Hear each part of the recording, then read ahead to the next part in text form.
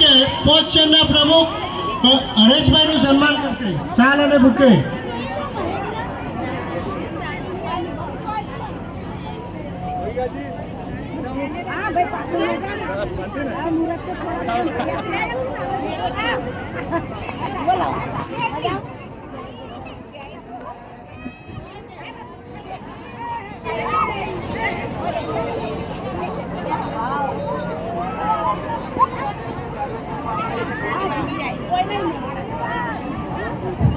જે કોઈ ભાઈ બહેનને ભોજન લેવાનું બાકી હોય તે તરત તાત્કાલિક ભોજન કક્ષમાં ભોજન લેવા પહોંચી જાય.